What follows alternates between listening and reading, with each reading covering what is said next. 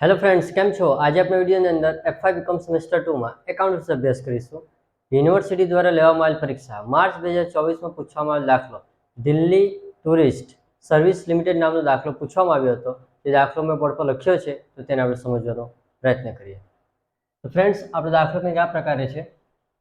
Delhi tourist service લિમિટેડે 1 April 2020ના રોજ મારુતિ ઉદ્યોગ limited પાસેથી મોટર વાહન ખરીદી હતી. આ ખરીદી ભાડાની ખરીદીના આધારે હતી.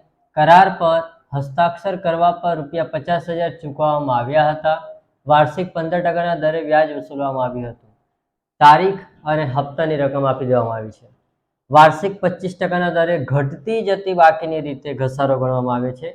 દિલ્હી ટુરિસ્ટ સર્વિસ લિમિટેડ દર વર્ષે 31 માર્ચે તેના પુસ્તકો બંધ કરે છે. દિલ્હી ટુરિસ્ટ સર્વિસ લિમિટેડના પુસ્તકોમાં મોટર વાહન અને મારુતિ ઉદ્યોગ ખાતા તૈયાર કરો.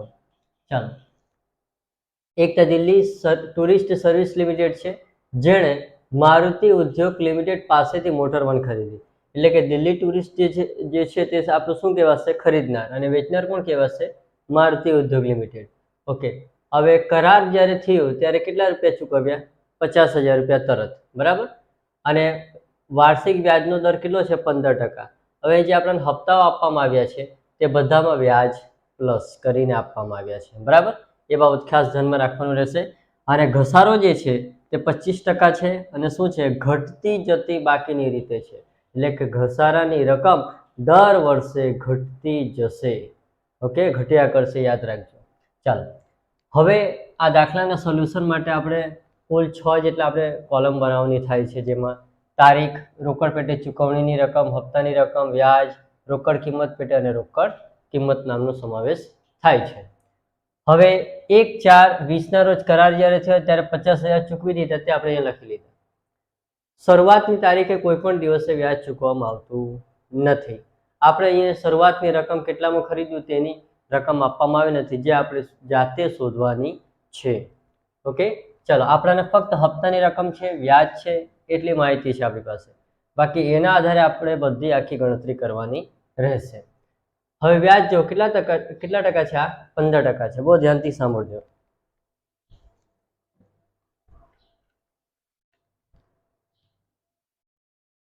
આ કેટલા ટકા છે? 15%, રાઈટ. આનામાં વ્યાજ શું છે? પ્લસ છે. એટલે આ કેટલા ટકા કહેવાય? 115% કહેવાય. ટકા 100 પર નીકળે તો 100માં આપણે 15 પ્લસ કરીએ એટલે 115 થાય. હવે 115 માંથી આ 15 આપણે બાદ કરીએ તો કેટલા અહીંયા મળી આવે? 100 મળી આવે ને આપણને. ઓકે, હવે જુઓ, અહીંયા આપણે વ્યાજ છૂટું કરવાનું છે. શું કરવાનું છે? વ્યાજ છૂટું કરવાનું છે. એટલે શું કરવાનું? 115 એ 57,500, તો આ 15 કેટલા થઈ ગયા કે નહીં? જો આ રીતના પદ મૂકવાનો રહેશે. 115 એ 57,500 માટે 15 એ કેટલા થઈ ગયા કે નહીં? હવે આવી રીતના ક્રોસ ગુણાકાર 15 ગુણ્યા 57,500 છેદમાં 115. 15 ગુણ્યા 57,500 ભાગ્યા 115 કરીએ તો જવાબ આવશે 7,500. અહીંયા આપણે 7,500 લખી લેવાનું. લખાઈ ગયા? હવે આનામાંથી આપણે આને બાદ કરી દઈએ, 50,000. હવે આપણે જાણીએ છીએ અહીંયા ડેશ ક્યારે આવે? જ્યારે અહીંયાની રકમ અને આ રકમ એક સરખી હોય ત્યારે, રાઈટ. હવે આ 50,000 બેઠા આપણે અહીંયા મૂકી દેવાના રહેશે. લખાઈ ગયા? 50,000 માંથી 50,000 જાય એટલે ડેશ, એટલે કે 0. ચાલો, હવે આ રકમ જે 50,000 ક્યાંથી આવે? અહીંયાથી આવે. અહીંયા આપણે મૂકવાના 50,000. હવે આમાંથી વ્યાજ છૂટું કરવાનું છે 65,000 માંથી. કઈ રીતનું થશે? આ 65,000 અને 50,000 બંનેનો સરવાળો કરવાનો, 1,15,000. હવે જુઓ, એ રીતની જ વસ્તુ આવશે, પણ થોડીક અહીંયા અલગ થઈ જશે.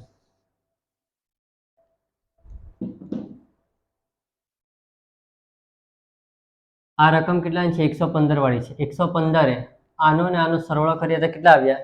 1,15,000. 115 એ 1,15,000, તો 15 એ કેટલા? ચાલો, તો 15 ગુણ્યા 1,15,000 છેદમાં 115. 15 ગુણ્યા 1,15,000 ભાગ્યા 115 કરીએ એટલે જવાબ આવશે 15,000, જે આપણે એ મૂકી દેવાના. વ્યાજ છૂટું કર્યું આપણે. ચાલો 65 માંથી 15 કાઢો, 50,000. રાઈટ. હવે ખાસ ધ્યાન આપજો. અહીંયા આનામાંથી આપણે આને બાદ કરીએ એટલે આ મળી ગયું.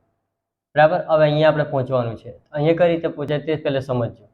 અહીંયા જો આપણને આ રકમ જો શોધવાની હોય તો આપણે શું કરીએ, આ રકમમાંથી આને બાદ કરીને આ મેળવી લઈએ. રાઈટ. શું કરીએ, આનામાંથી આપણે આને બાદ કરીએ એટલે આપણને આ મળી જાય. તો આપણે તો આ મૂળ રકમ પર પહોંચવાનું છે. તો આપણે શું કરવાનું, આ બંનેનો સરવાળો તો અહીંયા કહેવાય. એટલે 50,000 વત્તા 50,000 એટલે જવાબ કેટલો આવે, 1 લાખ. આવી ગયા. તે 1 લાખ અહીંયા છોડવાના, આપણે અહીંયા મૂકી દેવાના. હવે 1 લાખ વત્તા 72,500 કરો, 1,72,500. હવે અહીંયા આપણે ચેન્જીસ કરવાનો રહેશે.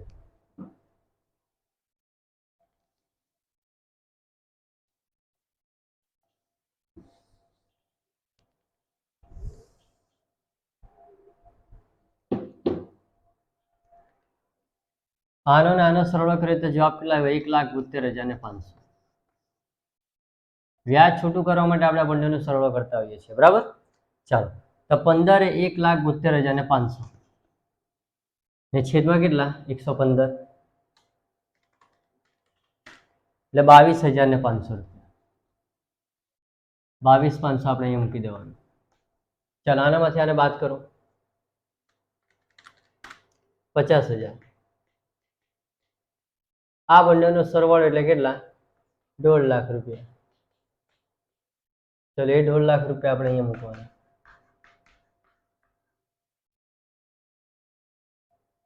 આ રકમમાંથી અહીંયા બાદ કરીએ એટલે અહીંયાની રકમ મળે. તો અહીંયા કઈ નહીં એટલે 0 કહેવાય, એટલે ડેશ. 50,000માંથી 0 જાય એટલે કેટલા આવે, 50,000 અહીંયા બેઠા. આ બંનેનો સરવાળો એટલે 1.5 લાખ વત્તા 50,000 કેટલા થઈ જાય, 2 લાખ રૂપિયા. એટલે આ 2 લાખ રૂપિયા આપણી મૂળ કિંમત મળશે. એટલે કે એની ખરીદ કિંમત આટલામાં 2 લાખ રૂપિયામાં મોટર વાહન ખરીદ્યું છે એમ કહેવાશે. બરાબર. હવે ઘસારાની રકમ જે આપણે જોઈ લઈએ, ઘટતી જતીની રીતે છે.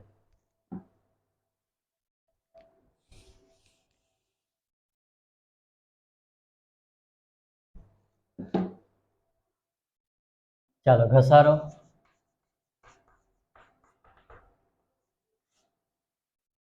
શરૂઆતની બાકી કેટલા, 2 લાખ રૂપિયા. રાઈટ. શરૂઆતનું 2 લાખ. ઘસારો આપણે કાપીએ પહેલા વર્ષનો, 31/3/1/4/20 છે તો શું આવશે, 31/3/21. કેટલા ટકા, 25%નો દર છે ને, 25%. ચાલો, 2 લાખના 25% કરો, કેટલા આવ્યા, 50,000. બાદ બાકી કરો, કેટલા આવશે, 1.5 લાખ. બીજા વર્ષનો ઘસારો કાપીએ 31/3/22 નો,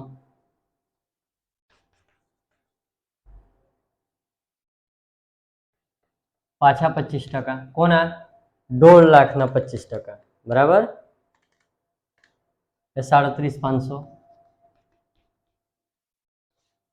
બાદ બાકી કરો 1.5 લાખમાંથી 1,12,500. સીધી લીટીની હોય, સીધી લીટીની પદ્ધતિ હોય તો શું કરીએ આપણે, દર વર્ષે એક સરખો ઘસારો હોય. રાઈટ. ઘટતી જતી એટલે જે બાકી રકમ નીકળે એના પાછા આપણે ટકા મારવાના. બરાબર. ચાલો, પાછો હવે ત્રીજા વર્ષનો ઘસારો 31/3/23 નો, પાછા 25%. 1,12,500 ના 25% કરો, 1,12,500 ના 25% એટલે 28,125. બાદ બાકી કરી દો 1,12,500 માંથી 84,375. આવી ગઈ 31/3/23 સુધીનો ઘસારો. હવે આપણે અહીંયા એની નોંધ કરી લઈએ, જેથી આપણને જ્યારે આપણે ખાતું બનાવીએ ત્યારે આપણને એની જરૂરત પડશે. ચાલો, 31/3/21 નો ઘસારો કેટલો છે, 31/3/21 નો ઘસારો આપણો રહ્યો 50,000. 31/3/22 નો ઘસારો કેટલો રહ્યો, 37,500. અને 31/3/23 નો ઘસારો કેટલો રહ્યો, 28,125 આ રહ્યા આપણા ઘસારાની 3 વર્ષની રકમ ઘટતી જતીની રીતે. હવે આપણે શું કીધું છે આની બનાવવા કે દિલ્હી ટુરિસ્ટ સર્વિસ લિમિટેડના પુસ્તકોમાં આપણે મોટર વાહન ખાતું અને મારુતિ ઉદ્યોગ ખાતા એટલે કે વેચનારનું ખાતું બનાવવાનું છે. ચાલો સમજીએ એને બી આપણે.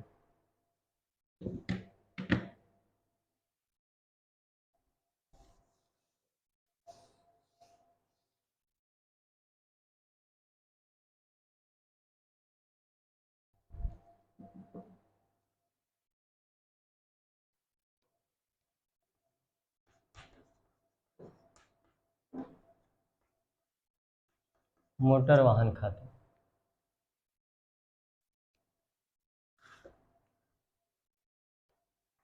તારીખ, વિગત,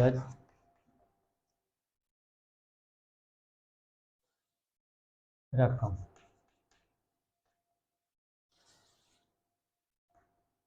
તારીખ, વિગત ને રકમ. આ બાજુ ઉધાર ને આ બાજુએ જમા કરી દેવાનું.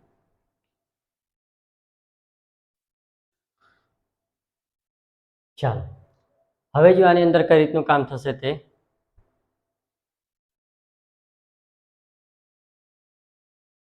ટેબલ પરથી જ આપણે બધું કામ કરવાનું. પહેલી શરૂઆતની તારીખ શું છે? 1/4/20.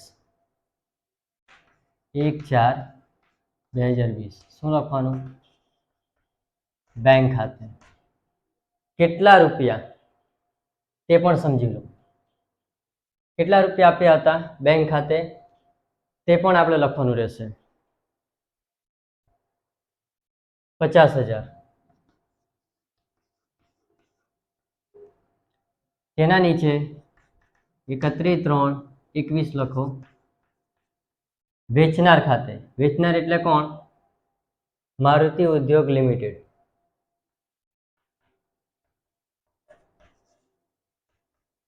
મારુતિ ઉદ્યોગ લિમિટેડ ખાતે. સામેની બાજુએ 31/3/21 ઘસારા ખાતે. 31/3/21 નો જે ઘસારો હશે તે આપણે બતાવવાનો રહેશે. અને એના નીચે 31/3/21 બાકી આગળ લઈ ગયા.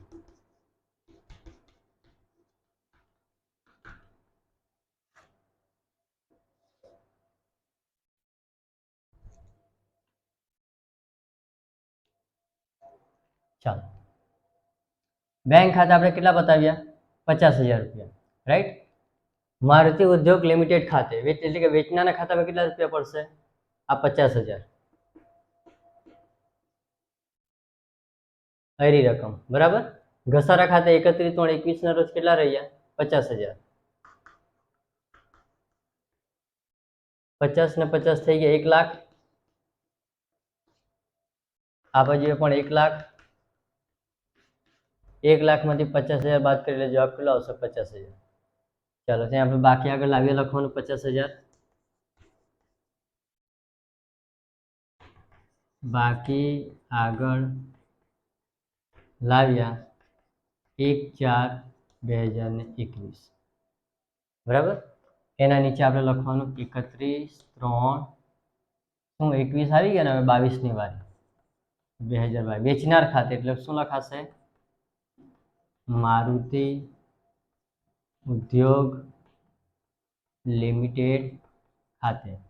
સામે શું લખવાનું? 31/3/22 ઘસારા ખાતે. એના નીચે 31/3/22 બાકી આગળ લઈ ગયા. કમ્પ્લીટ. ચાલો રકમો લખવાની છે. મારુતિ ઉદ્યોગ લિમિટેડ ખાતે 31/3/22 કેટલા છે? 50,000 જ છે.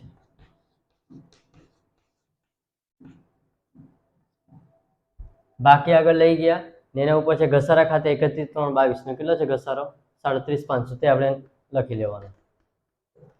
લખાઈ ગયો. ચાલો સરળ કરી એટલે 1 લાખ અને પાછા 1 લાખ બતાવવાના. ચાલો 1,00,000માંથી 37,500 બાદ કરો, 62,500 બાકી આગળ લાવ્યા કેટલા 65,500 બાકી આગળ લાવ્યા. તારીખ શું લખવાની 1/4/22. ચાલો એના નીચે 31/3/2023 વેચનાર ખાતે એટલે મારુતિ ઉદ્યોગ લિમિટેડ ખાતે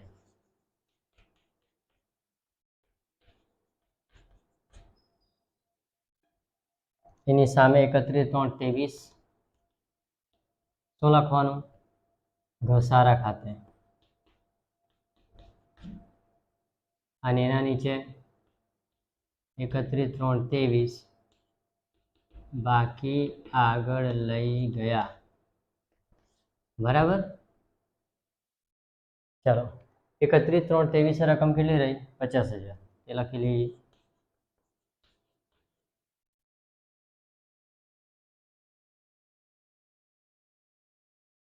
ઘસારા ખાતે 31/3/23 રકમ કેટલી 28,125.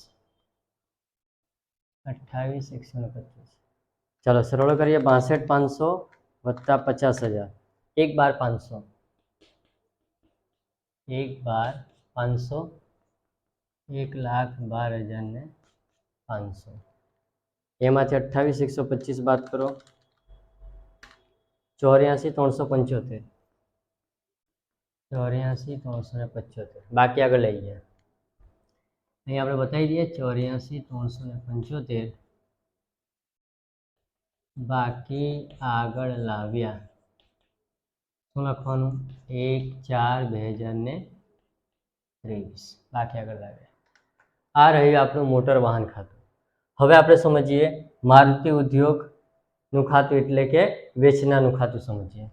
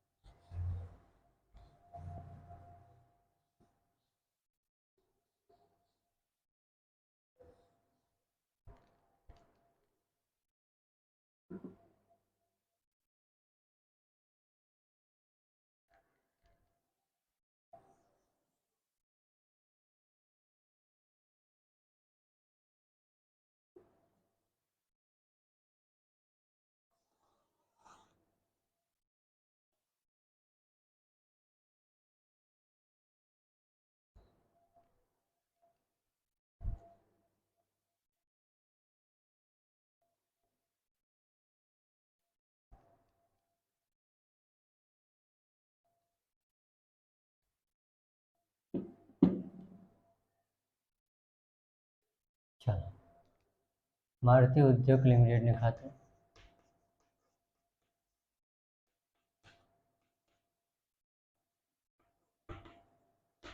ઉધાર જમા તારીખ વિગત રકમ બરાબર. ચાલો અહીંયા આપણે છેલ્લી તારીખ સાથે આપણે કામ કરવાનું રહેશે 31/3/21. અહીંયા શું લખવાનું આપણે બેંક ખાતે ને સામે 31/3/21 31/3/21 એક તો અહીંયા આવશે મોટર વાહન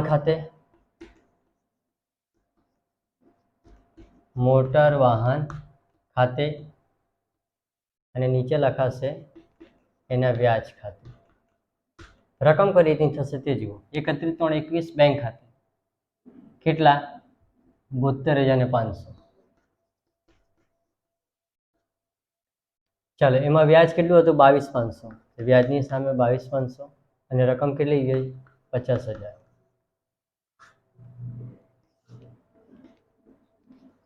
72,500 અગાડી 31/3/22 બેંક ખાતે સામે 31/3/22, 31/3/22. મોટર વાહન ખાતે અને એના નીચે વ્યાજ ખાતે. ચાલો, બેંક ખાતે કેટલા બતાવવાના રહેશે? 65,000. ચાલો, વ્યાજના 15,000 રૂપિયા અને મૂળ રકમ કેટલી છે એની રોકડ કિંમતની અંદર? 50,000. સરવાળો કરીએ, 65,000 થી બંધ.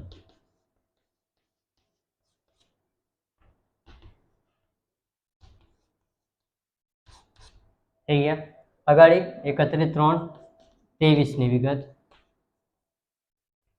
બેંક ખાતે સામે પણ 31/3/23, 31/3/23. શું લખવાનું રહેશે? મોટર વાહન ખાતે અને વ્યાજ ખાતે. ચાલો, 31/3/23 ની અંદર આપણે વાત કરીએ તો 57,500 બેંક ખાતે બતાવવાના રહેશે, જેમાં વ્યાજ આપણું કેટલું રહ્યું તો 7,500 અને બીજી બધી જે વિગત છે રોકડ કિંમત પે તે કેટલી રહી? 50,000 રૂપિયા. સરવાળો કરીએ તો કેટલાથી બંધ થશે? 57,500, 57,500 થી ખાતું બંધ થશે. તો ફ્રેન્ડ્સ, કંઈક આ રીતે આપણે આ દાખલાની ટેબલ અને એનું મોટર વાહન ખાતું અને મારુતિ ઉદ્યોગ લિમિટેડનું ખાતું કઈ રીતે થશે તે આપણે સમજવાનો પ્રયત્ન કરેલ છે. ફ્રેન્ડ્સ, જો તમને આ વિડીયો પસંદ આવ્યો હોય તો તમારા ફ્રેન્ડ સર્કલમાં વિડીયોને શેર કરો, ચેનલને સબસ્ક્રાઇબ એન્ડ લાઇક કરો. Thank you.